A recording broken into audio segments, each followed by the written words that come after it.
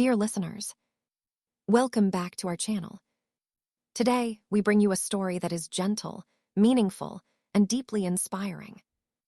This story is not only created to help improve your English listening skills, but also to remind you of the quiet strength that lives within all of us.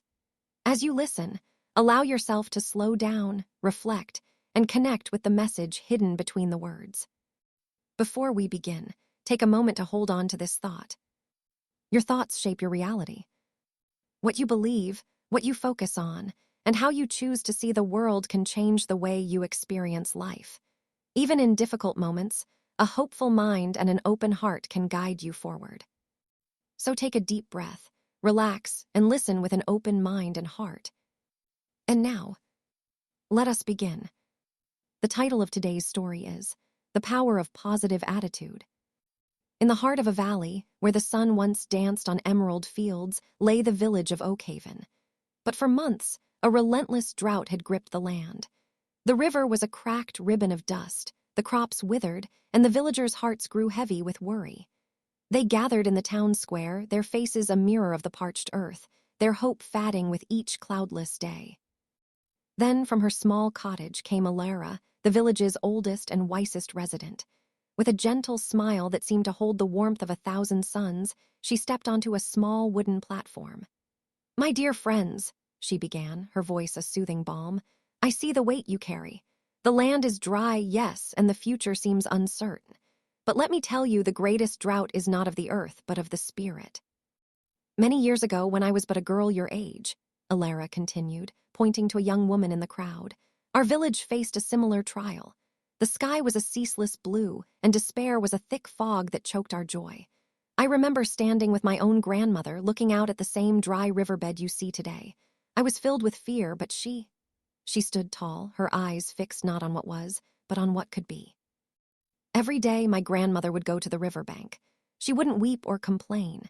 Instead, she would kneel on the cracked earth, close her eyes, and with an unwavering faith, she would see the water. She would hear its gentle rush, feel its cool spray, and picture the fish leaping in its currents. She didn't just hope for rain. She lived in the reality of its arrival, long before the first cloud appeared. And something miraculous began to happen. Her unwavering belief was contagious. Slowly, the villagers stopped their fretful whispers. Neighbors began to help one another with renewed energy, sharing what little they had. The children, sensing the change, started drawing pictures of rain-soaked fields and overflowing rivers, their laughter echoing once more. The air, once heavy with despair, now hummed with a quiet, expectant hope. Then, one afternoon, a single dark cloud appeared on the horizon. It grew and grew until the sky was a canvas of charcoal. And then it happened. The first drop fell, then another, and soon, a glorious, life-giving rain poured down upon us. The riverbed, so long dry, began to fill, and we all ran outside, dancing and cheering, our faces turned to the heavens in gratitude. The drought was over, not just on the land, but in our hearts. Elara paused, her eyes twinkling as she looked at the villagers. She reached into a small pouch at her side and pulled out a handful of small, smooth seeds. "My grandmother taught me that our thoughts are like these seeds. If we plant seeds of worry and fear, we will harvest a garden of despair. But if we plant seeds of hope, of gratitude, and of unwavering belief in a better tomorrow, we will harvest a future more beautiful than we can imagine. Take these," she said, handing a seed to each person, "and let them be a reminder. Nurture your positive thoughts and watch your world transform."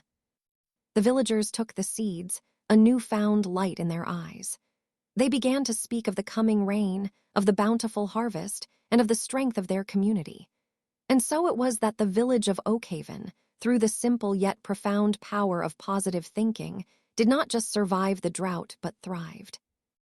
In time, the valley was once again lush and green, a testament to the wisdom that Elara had shared, and the tree planted in her honor, Elara's Tree of Hope, stood tall and proud under a rainbow-arched sky, a beacon for generations to come.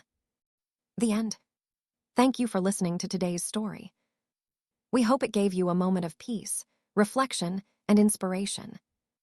If this story touched your heart or helped you see life a little differently, please like the video and subscribe to our channel.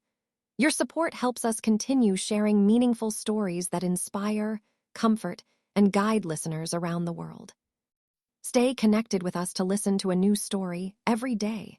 Stories filled with hope, courage, love, and life lessons that gently stay with you. And remember, sometimes a small change in thought can lead to a big change in life.